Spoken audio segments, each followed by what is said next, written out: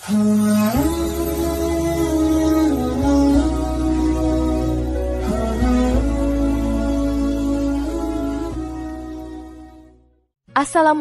warahmatullahi wabarakatuh.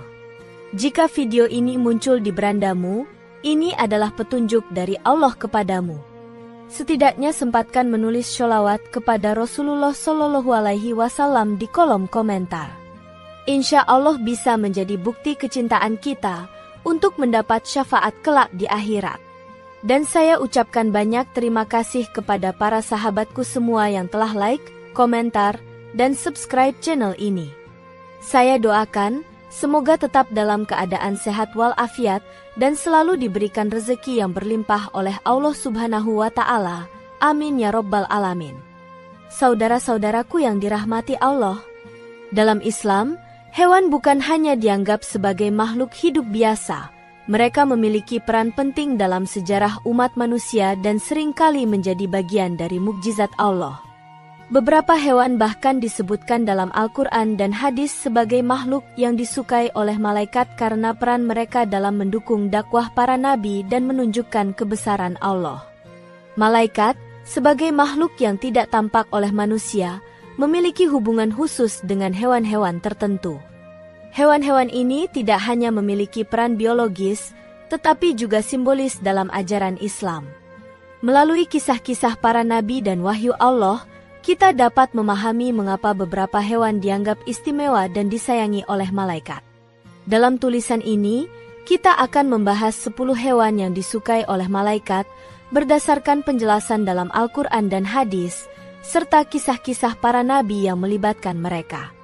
Setiap hewan memiliki keistimewaan dan peran yang unik dalam sejarah Islam yang mengajarkan kita tentang kebesaran ciptaan Allah dan pentingnya menjaga hubungan harmonis dengan makhluknya. 1. Semut. Semut adalah makhluk kecil yang dalam Islam memperoleh perhatian khusus karena perilakunya yang penuh hikmah dan keteraturan.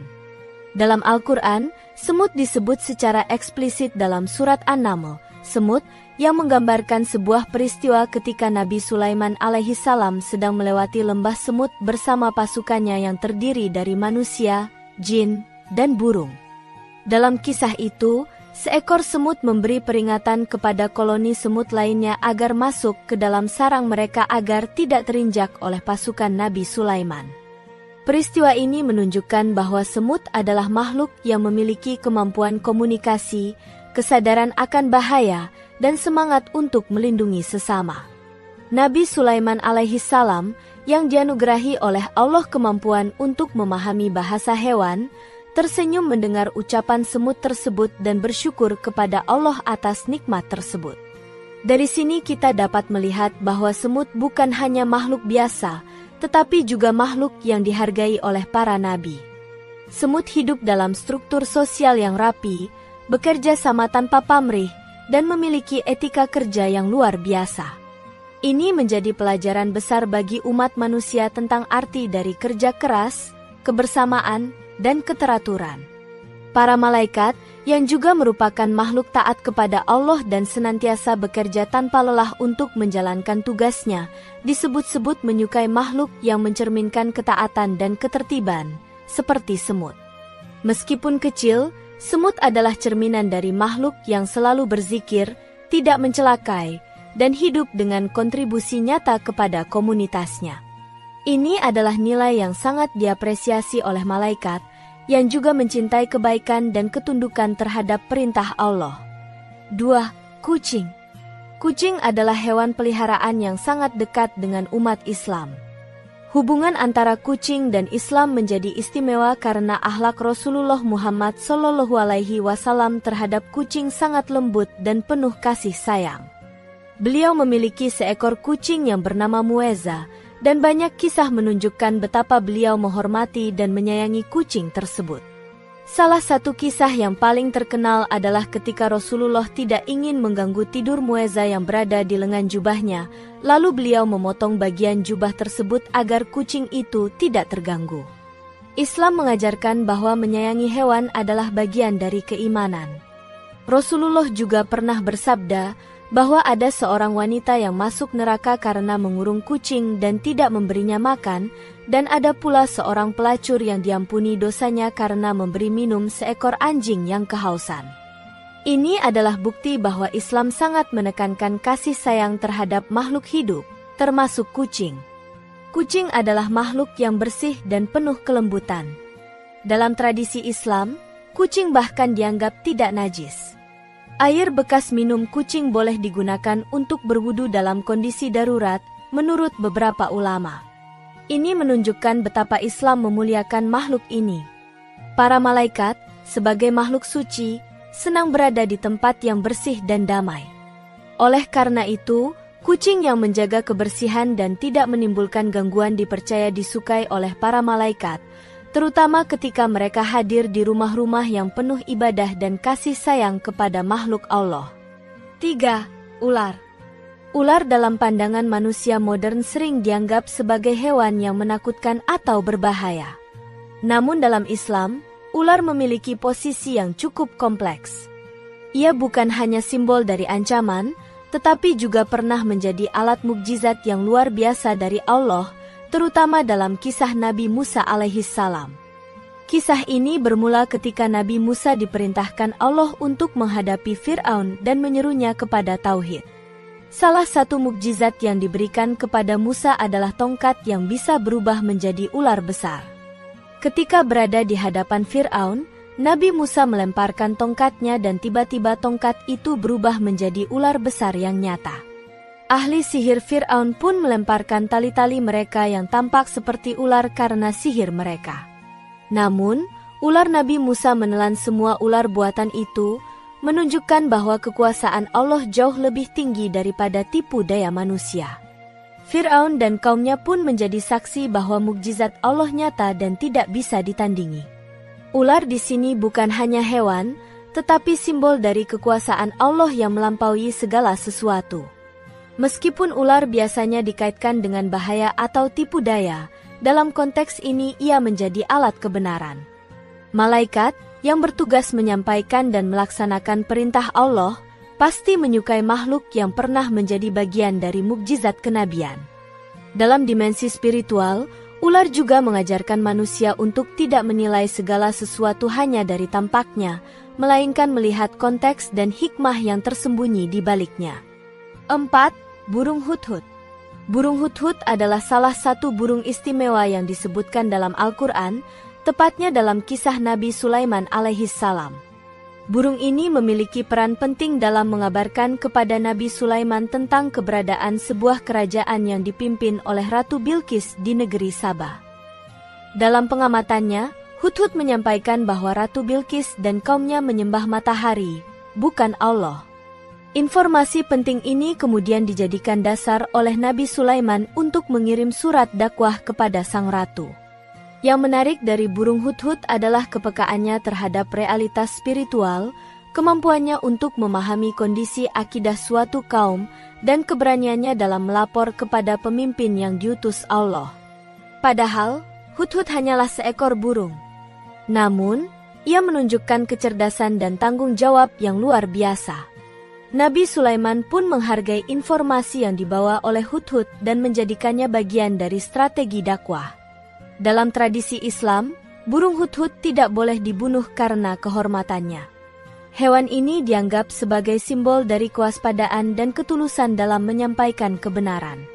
Malaikat sebagai makhluk yang setia terhadap kebenaran dan senantiasa menegakkan perintah Allah tentu mencintai makhluk seperti hudhud, yang tidak hanya menjadi pengamat pasif, tetapi juga aktif dalam menyebarkan dan melaporkan hal-hal yang bertentangan dengan tauhid. 5. Laba-laba. Laba-laba adalah makhluk kecil yang memainkan peran monumental dalam sejarah dakwah Islam, khususnya dalam peristiwa hijrah Nabi Muhammad SAW dari Mekah ke Madinah. Ketika Nabi Muhammad dan Abu Bakar bersembunyi di Gua Sur untuk menghindari kejaran kaum Quraisy, Allah memberikan perlindungan dengan cara yang sangat tidak terduga. Seekor laba-laba membangun jaringnya di mulut gua, sementara burung merpati bertelur di dekatnya. Ketika kaum Quraisy sampai di depan gua, mereka tidak menyangka bahwa ada orang di dalamnya karena melihat jaring laba-laba yang utuh dan tidak rusak, seolah-olah tidak ada aktivitas manusia yang lewat. Dalam tafsir yang mendalam, Peristiwa ini menunjukkan bahwa Allah bisa menggunakan makhluk sekecil apapun untuk melindungi para nabinya. Laba-laba di sini bukan hanya makhluk, tetapi penjaga dakwah. Keajaiban ini tidak hanya menunjukkan kuasa Allah, tetapi juga memperlihatkan bagaimana makhluk yang dianggap lemah dan kecil bisa menjadi pelindung bagi utusan Allah. Malaikat, yang juga menjaga dan mengawasi para nabi, tentu menghormati makhluk yang turut melindungi kekasih Allah. Laba-laba dengan kesederhanaannya menunjukkan keagungan dalam ketaatan kepada kehendak ilahi. Sebagaimana para malaikat yang tidak pernah membangkang terhadap perintah Allah, laba-laba dalam kisah ini pun menjadi instrumen ilahi yang melaksanakan perintah dengan sempurna tanpa diketahui manusia. 6. Ikan paus. Ikan paus dalam kisah Islam dikenal luas melalui peristiwa luar biasa yang menimpa Nabi Yunus alaihissalam. Setelah sekian lama berdakwah kepada kaumnya dan mendapati mereka tetap membangkang serta tidak menerima ajaran tauhid, Nabi Yunus merasa putus asa. Dalam keadaan emosional itu, beliau pergi meninggalkan kaumnya tanpa izin dari Allah. Maka, sebagai bentuk pembelajaran, Allah menurunkan ujian kepada Nabi Yunus. Beliau kemudian naik kapal, dan ketika badai menerpa kapal itu, dilakukan undian untuk menentukan siapa yang harus dilemparkan ke laut agar kapal lebih ringan. Undian itu jatuh kepada Nabi Yunus, dan akhirnya beliau dilemparkan ke tengah lautan. Di sanalah Allah memerintahkan seekor ikan paus besar untuk menelannya. Namun, paus itu tidak mencederai tubuh Nabi Yunus.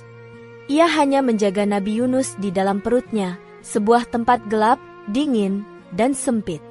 Di dalam perut ikan paus itu, Nabi Yunus memanjatkan doa yang sangat agung.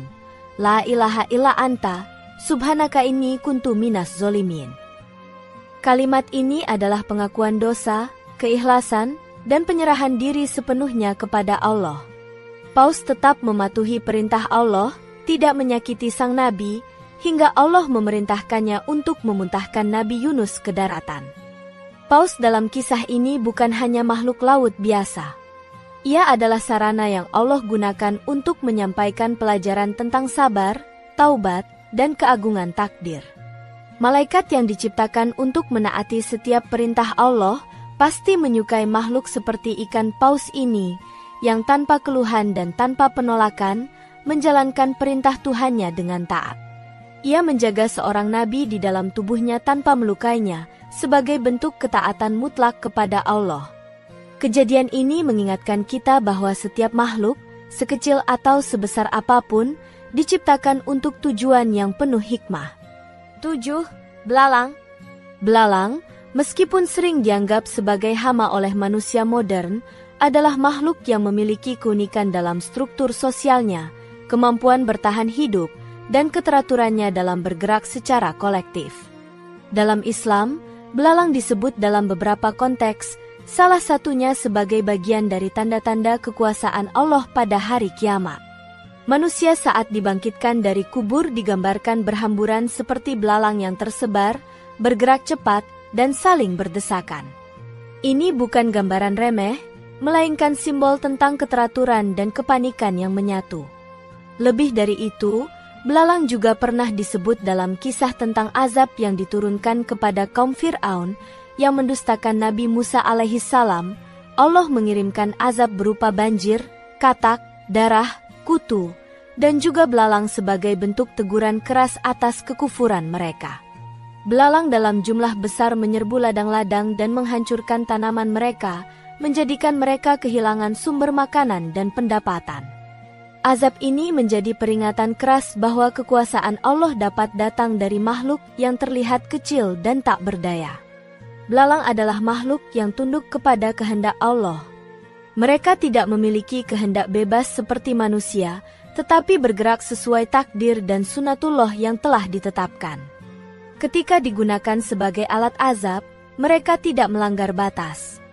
Mereka bergerak dalam formasi yang luar biasa teratur, dan ini menjadi pengingat bahwa bahkan makhluk sekecil belalang bisa menjadi bagian dari rencana besar Allah.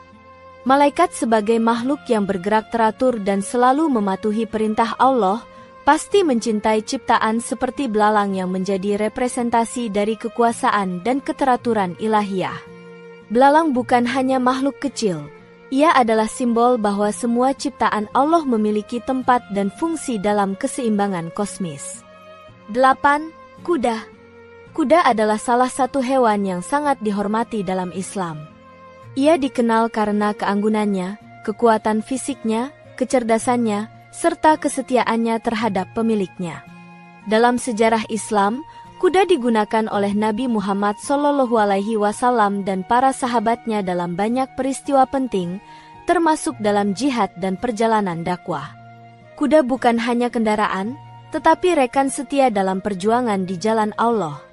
Nabi Muhammad SAW memiliki beberapa ekor kuda, dan dalam banyak hadis disebutkan bahwa kuda adalah hewan yang penuh keberkahan. Bahkan dalam satu riwayat disebutkan bahwa pada ubun-ubun kuda terdapat kebaikan hingga hari kiamat. Kuda disimbolkan sebagai kekuatan dan keberanian, tetapi juga kelembutan hati dan kesetiaan. Ia tidak menyerang tanpa alasan, tidak lari dari pertempuran jika dilatih, dan sangat peka terhadap emosi pemiliknya. Dalam Al-Quran, kuda disebut sebagai bagian dari kenikmatan dunia yang dicintai manusia. Namun, Islam mengajarkan agar cinta kepada kuda digunakan untuk mendekatkan diri kepada Allah, bukan untuk kesombongan atau pamer. Kuda dalam perang di masa Nabi bukan simbol kekerasan, tetapi alat perjuangan untuk menegakkan kebenaran. Malaikat, terutama malaikat Jibril yang memimpin barisan malaikat dalam perang Badar, hadir dengan kekuatan dan kedisiplinan tinggi, dan kuda menjadi lambang dari kualitas-kualitas itu. Karena itu, kuda adalah makhluk yang dihargai dalam pandangan spiritual Islam. Malaikat menyukai makhluk yang berani, taat, dan mendukung misi kebenaran, dan kuda adalah salah satu wujud nyata dari semua nilai tersebut. 9. Keledai. Keledai dalam budaya manusia kerap dianggap sebagai hewan bodoh atau lambat, tetapi dalam Islam, ia memiliki posisi yang tidak dapat diremehkan. Keledai adalah makhluk yang sabar, kuat, dan tahan terhadap beban berat, meskipun hidup dalam kesunyian dan sering dipandang rendah. Ia adalah lambang kesederhanaan dan ketabahan. Salah satu kisah paling mencolok tentang keledai dalam Al-Quran adalah ketika Allah menunjukkan kekuasaannya kepada seorang hambanya yang mempertanyakan bagaimana Allah membangkitkan orang mati. Maka, Allah mematikannya selama 100 tahun, dan ketika dibangkitkan kembali, Allah menunjukkan keledainya yang telah menjadi tulang belulang. Kemudian Allah menghidupkan kembali keledai itu di hadapan matanya sebagai tanda kebesarannya. Keledai juga digunakan oleh Rasulullah SAW dalam beberapa perjalanan dakwah. Ini menunjukkan bahwa hewan tersebut tidak dipandang hina oleh Nabi, melainkan dihargai atas peran dan kesetiaannya. Islam tidak menilai berdasarkan rupa, tetapi fungsi dan kesetiaan dalam ketaatan kepada Allah. Malaikat tidak menilai makhluk berdasarkan kekuatan atau popularitasnya di mata manusia, tetapi pada ketaatan dan kerendahan hati. Keledai, dalam segala keterbatasannya, menunjukkan sifat tawadu dan keikhlasan, menjadi simbol bahwa semua makhluk memiliki fungsi dalam ciptaan Allah. 10. Unta. Unta adalah hewan yang memiliki nilai sangat tinggi dalam sejarah kenabian. Ia menjadi bagian dari mukjizat dan juga perantara ibadah. Dalam kisah Nabi Saleh alaihi salam, Allah menciptakan seekor unta betina yang keluar dari batu sebagai mukjizat bagi kaum Samud yang menuntut tanda kenabian. Allah memerintahkan agar unta itu tidak diganggu dan diberi bagian air tertentu, karena ia adalah unta Allah, istilah yang sangat sakral. Namun kaum Samud membangkang dan membunuh unta itu, sehingga datanglah azab kepada mereka. Selain itu, unta juga sangat dihormati dalam konteks haji dan kurban. Dalam ibadah kurban, unta termasuk hewan yang paling utama untuk dikurbankan karena ukurannya dan nilainya. Dalam Al-Quran, Allah menjelaskan bahwa daging dan darah kurban tidak sampai kepadanya, tetapi ketakwaan dari pelaksana ibadah kurbanlah yang sampai. Ini menunjukkan bahwa unta adalah media untuk mendekatkan diri kepada Allah. Unta memiliki karakter luar biasa, sabar, kuat, tahan terhadap panas gurun, dan mampu berjalan jauh tanpa banyak air. Ia bisa dikatakan sebagai simbol ketahanan dan ketekunan.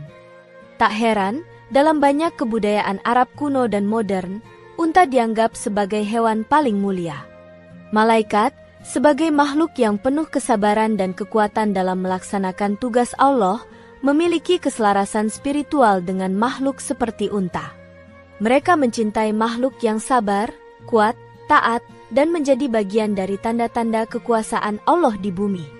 Saudara-saudaraku yang dirahmati Allah, kisah-kisah hewan dalam Al-Quran dan hadis tidak hadir tanpa alasan. Setiap hewan yang disebutkan memiliki pesan moral, spiritual, dan pelajaran penting yang dapat diambil oleh manusia. Ke-10 hewan yang telah dibahas bukan hanya dikenal karena bentuk fisiknya, tetapi karena kontribusinya dalam mendukung para nabi dan menjadi bagian dari tanda-tanda kebesaran Allah. Kehadiran mereka menjadi penegasan bahwa setiap makhluk ciptaan Allah memiliki tujuan dan peran masing-masing dalam kehidupan ini. Hewan-hewan tersebut juga disukai oleh para malaikat karena keikutsertaannya dalam menjaga, membantu, atau menjadi simbol dari perintah dan kehendak Allah. Malaikat, sebagai makhluk yang taat dan suci, tentu mencintai makhluk-makhluk yang menjadi bagian dari dakwah dan kehendak ilahi. Dalam Islam, mencintai dan menghormati ciptaan Allah adalah bagian dari iman, dan memperlakukan hewan dengan kasih sayang adalah refleksi dari akhlak mulia. Melalui pembahasan ini, kita diingatkan untuk senantiasa memelihara hubungan yang baik dengan makhluk lain, termasuk hewan. Dengan memahami peran mereka dalam sejarah kenabian dan wahyu, kita semakin menyadari betapa luasnya kasih sayang dan kebijaksanaan Allah dalam menciptakan segala sesuatu. Semoga kita termasuk orang-orang yang dapat mengambil pelajaran dari kisah-kisah ini dan memperkuat iman kita kepada Allah Subhanahu wa Ta'ala. Demikian yang dapat saya sampaikan, semoga yang menyimak video ini sampai akhir, terhindar dari neraka, dan dimasukkan ke dalam surganya.